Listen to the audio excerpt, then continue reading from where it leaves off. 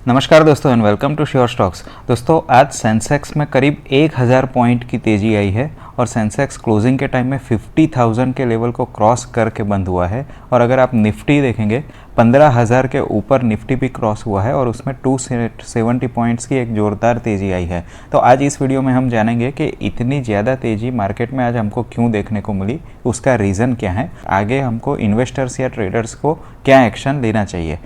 तो दोस्तों आगे बढ़ने से पहले मैं आपको एक रिक्वेस्ट कर लेता हूँ, श्योर स्टॉक्स पर आज भी बहुत ही अच्छे वीडियोस आ गए हैं और अभी तक आप देखेंगे तो बहुत ही बढ़िया हमने स्विंग ट्रेडिंग के वीडियोस, मल्टी बैगर और सुपर मल्टी बैगर स्टॉक्स के video as well as secret swing trading का भी वीडियो शेयर किया है। आप ये सभी को देख सकते हैं जिससे आप भी स्टॉक मार्केट से एक बहुत ही अच्छा कंसिस्टेंटली इनकम जनरेट कर सके।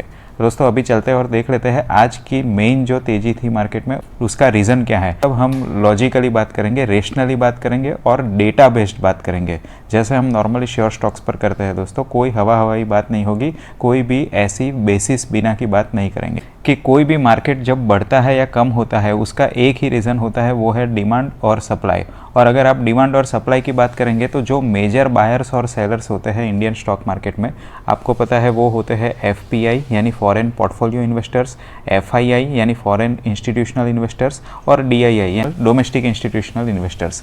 दोस्तों अगर आप इसका डेटा देखना चाहते हो तो आप डायरेक्टली NSE की वेबसाइट पर जा सकते हो और ट्रेडिंग डे क्लोज होने के बाद आपको ऑथेंटिक जेन्युइन डेटा यहाँ ही मिल जाएगा, आपको कहीं और जाने की ज़रूरत नहीं है। आप यहाँ देखेंगे दोस्तों FII और FPI और DII ये तीनों ने आज मार्केट में नेट बाइंग की है, यानी वो बाई भी करते हैं, क्लोज सेल भी करते हैं। लेकिन अगर आप नेट देखेंगे तो नेट बेसिस में करीब 510 करोड़ की बाइंग फॉरेन इंस्टीट्यूशनल और फॉरेन पोर्टफोलियो इन्वेस्टर से हुई है और उससे भी ज़्यादा इनफैक्ट थोड़ी बाइंग DII से हुई है 650 करोड़ की। तो आप बोल सकते हैं करीब 1160 करोड़ की नेट बाइंग हुई है जिससे मार्केट इतना ऊपर चढ़ा है। ये एक एवरेज बार की बाइंग या सेलिंग जो मार्केट में रहती है वो करीब 1000 करोड़ की बाइंग या 1000 करोड़ की सेलिंग रहती है और यही डिफरेंस लेती है मार्केट में तेज़ी या मंदी की। दोस्तों ये डेटा डेली चेंज होता है तो इससे ये मानने की ज़रूरत नहीं है कि यही सब ट्रेंड आगे कंटिन्यू हो सकता है। एवरी डे हमको डेटा का एनालिसिस करना पड़ता है। दोस्तों अभी आगे देखते हैं एक नेचुरल क्वेश्चन जो हम सभी के मन में होता है कि मार्केट क्या ओवर वैल्यूड है, ओवर एस्टिमेटेड है और आगे इस मार्केट में इन्वेस्टर्स और ट्रेडर्स को क्या करना चाहिए। दोस्तों सबसे पहले हम अगर देखना चाहते हैं कि मार्केट ओवर वैल्यूड है कि नहीं, तो फंडामेंटली हम सबको पता है एक जो रेशियो होता है वो है PE रेशियो। ये भी सेम आपको दोस्तों पूरे मार्केट का यानी निफ्टी 50 का पूरा रेशियो आपको NSE की वेबसाइट में से जेन्युइनली मिल जाएगा। जो NSE की वेबसाइट दिखाती है वो आपको निफ्टी के जो टॉप 50 स्टॉक्स है उसके PE रेशियो का यहाँ वेटेड एवरेज दिखाती है। आप यहाँ देख सकते हो, आपको डिविडेंड यील्ड और प्राइस टू बुक रेशियो भी मिल जाएगा। यहाँ हम देख सकते हैं आज के दिन में जो मार्केट है उसके हिसाब से जो मार्केट का यानी निफ्टी 50 स्टॉक्स का एवरेज रेशियो है वो है 29.48, यानी करीब करीब आपने पहले भी मेरे वीडियो में सुना होगा, मैं बोल रहा था कि 30 का PE रेशियो पर मार्केट आज चल रहा है। तो ये डेटा मैं यहाँ से ही लेता हूँ दोस्तों, क्योंकि NSE की वेबसाइट में आज के दिन में इतने अच्छे डेटा है, आपको कहीं और जाने की डेटा एनालिसिस या कलेक्शन के लिए ज़रूरत नहीं पड़ती है। आप सभी आपके ऑटोमेटेड सिस्टम भी इसके साथ लिंक कर सकते हो। दोस्तों अभी हम देख लेते हैं कि क्या 30 का जो PE रेशियो है वेदर दिस इज़ कॉस्टली या it is reasonable.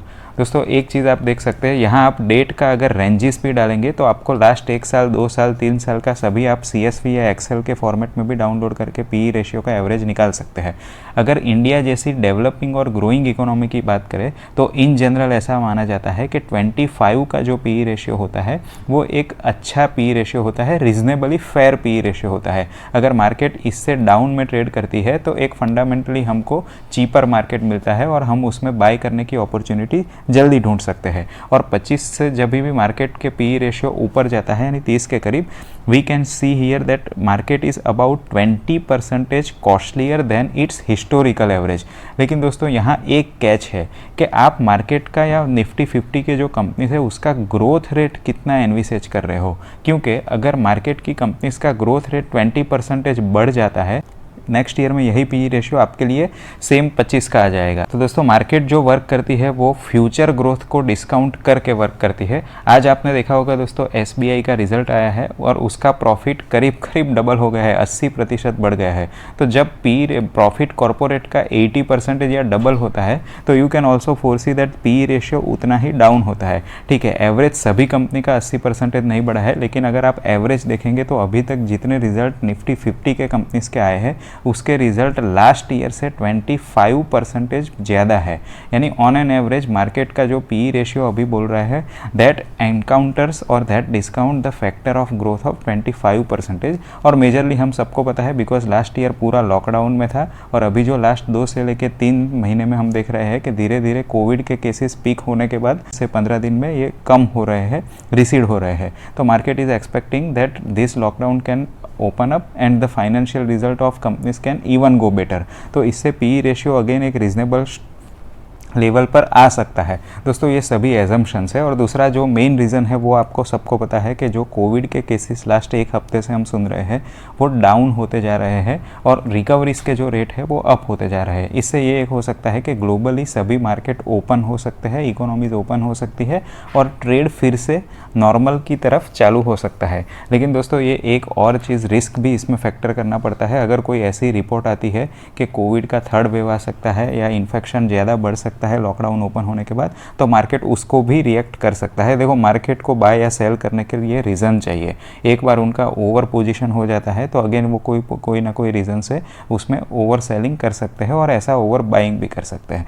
I hope दोस्तों आपको ये पूरा लॉजिक पता चल गया होगा। करना है वो एक ही है दोस्तों, ऐसे जो रीजनेबली और ज़्यादा वैल्यूड मार्केट होता है उसमें हमको हमेशा स्टॉक स्पेसिफिक अप्रोच रखना है। यानी कोई भी स्टॉक को खरीद नहीं लेना है। फंडामेंटली अच्छी कंपनी में जब टेक्निकली अच्छा चार्ट पैटर्न बनता है, जो हम स्विंग ट्रेडिंग के तौर पे, multi bagger long term investment के तौर पे, सभी के तौर पे श्योर स्टॉक्स पर एनालिसिस करके लाते रहते हैं। आप अभी बहुत ही स्टॉक स्पेसिफिक सिलेक्शन करना है हमको, और जो भी कंपनी का हमको अभी अच्छा डेमोन्स्ट्रेशन मिल रहा है और फ्यूचर के ग्रोथ प्रोस्पेक्ट्स क्लियर मिल रहे हैं उसी में स्विंग ट्रेड या इन्वेस्टमेंट लेना है। आई होप दोस्तों आपको पूरा लॉजिक क्लियर हो गया होगा क्यों मार्केट बढ़ता है, कम होता है। आप भी NSE की वेबसाइट में जाके यही डेटा देख के खुद का ऐसा एनालिसिस कर सकते हो। Thank you and God bless you. मिलते हैं अगले वीडियो में ऐसे ही प्रॉफिटेबल और इंसाइटफुल आइडियाज़ के साथ।